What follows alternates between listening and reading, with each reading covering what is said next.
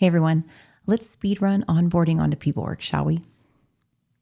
Okay, if you're just creating a new account, then this screen might look different, but it's the same principle. I'm going to create my new workspace. You would call this either the name of your company or something that you want your workspace to be called.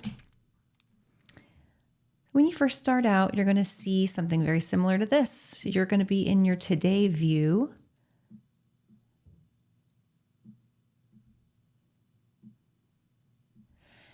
And you're going to have a lot of tasks for today. My number one priority whenever onboarding to things like this is I always want an avatar. So what I did was I just right-clicked on my avatar on my website and I pasted it into there, and it goes and it downloads it for me and then puts it in there so I don't have to worry about it. Okay, let's go back to the Today view. And what is the first thing that we need to do? We need to put our overview. So what's your goal and vision for this workspace? The overview is also just for things that you want to remember.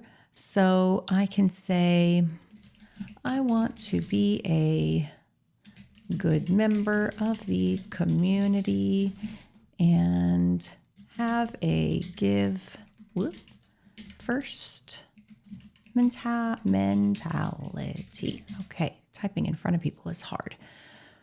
And you know what? I can come back and change this and make it as verbose as I want to. But the thing about these overviews is that they are good for 3 reasons. The first is that you can get clear on your own goal for yourself and for others and for teams. And it helps you to remember details. And also, if you're going to be using this with agents, with AI agents, then this serves as some context for the agent to know what you're going for. All right, so now I'm going to do the same thing for my guide group. And the guide group are the people that look to me for guidance or leadership. So let's say one of my goals is I want to plan an offsite for my team. There we go. Another one is I want to promote unity and collaboration. Yep. And I can come back and edit that whenever I want to. All right. For my partners, these are my team members. These are the people on my team who report to my boss. So what does a great partnership look like? Well, let's see. I want to ensure that me and Sophia's project gets picked up. This is all fake data, by the way, but you get the point. All right, align group. So what does success look like with this group? These are the people with whom I want to align. So these are like stakeholders, anyone in my upward chain of command. I want to get better at communicating to this group. We can add more context as well. So we can say, historically, I've not been great at it. But this year is going to change. Boom. All right. And network. Let's see. Oh, I need to know more people on other teams. And just period. That's a good goal. Alrighty, so now is the time that I can create a plan for myself. What does that mean and why? Well, when we're intentional about, keeping up with ourselves and having a review and thinking things through thoroughly about our goals, about our plans, then, we make progress on them, right?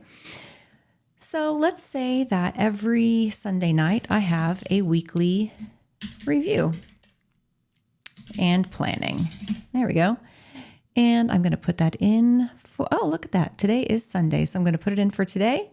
It's going to repeat every week and boom, it's in there. So look, now I've got to do it today. And now I get to identify the members of each of my groups. So off to the side, I had Claude create me some people. So Marcus Chen is my first person. He's in my guide group and I am his fake manager. So my goal for him is going to be to grow him from junior to mid-level by Q3. And, I might go to LinkedIn or somewhere else right now and copy his avatar and paste it in there, but you get the idea. Oh, you know what? I had one more person in my guide group. So let me go back there and add a person. And this is going to be Priya Davis. And my goal for her is going to support her path to design lead. There we go. All right, now I've got 2 people in my guide group, and this is their little dashboard. So let's go back to the today view and see what else we got to do. All right, so here's our partners. Who is going to be in my partner group? Well, earlier I mentioned Sophia. We are apparently trying to get a project through that we are collaborating on. And what do I want to remember about her? I want to tighten collaboration on shared services and API contracts and align on design patterns and reduce friction in code reviews. That is a great goal. You know what? I might also say, Priya, what do I want to remember about her? Loves coffee and coffee chats. So that might mean that I plan some of our meetings outside at a coffee shop. All right, so align. Who do I have for align? Well, I've got Mr. David Coulter. And I'm going to build trust by surfacing risks and early framing updates in business outcomes. I'm going to keep him aligned on roadmap trade-offs and team capacity. There we go. That's a great goal. All right, one more. Network. So these are the people who are, maybe not on my team, maybe they're on somebody else's team. And the whole point of nurturing these relationships is that you want to invest into this shared culture that you have, into the same values and the sense of community that you have. And this really nets good results because not only are you building goodwill and things like that, but whenever your projects come through on an all hands or something like that, you've got support from other people that are on other teams. They know what you're about. They know what you're doing, and you share these values. Okay, so let's keep going. Oh, I didn't put the name in. So James Porter, and we are going to maintain a warm cross-team connection.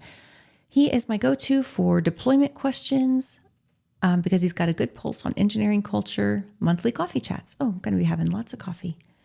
All right, great. So now, once we've identified all of our members, look, we've got all new tasks. So let's just think about when we meet with these people normally. So, all right, David, I have a meeting with him every quarter or so. I might want to bump that up, but I know that I've got a meeting coming up with him. We'll just call it a project update coming up on Wednesday. And I know that we meet every quarter. So there we go. And then James, he's in my network. And I haven't talked to James in a while. So I think that really I just need to make a commitment to DM about going to get coffee. And then once we figure out, and I'll do that tomorrow. And then once we figure out when we're going to get coffee, then I'll put that event in here. All right, there we go.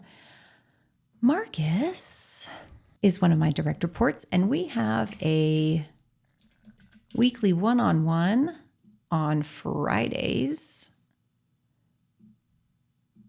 And boom. And Priya, she's also my direct report, but she's more senior and she only has one every 2 weeks.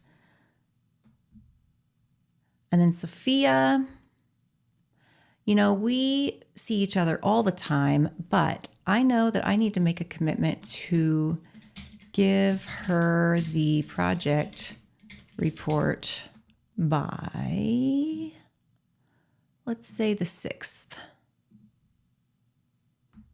Because I know she's expecting that from me. All right, and that's it. We're done onboarding, basically. If we want to go back and change anything, we totally can. But now we've got a place to look for all of our teams also, all of our different groups, rather. So here we can see our 2 people that we're guiding. And these are the upcoming events. If we had any commitments, they would show up right there.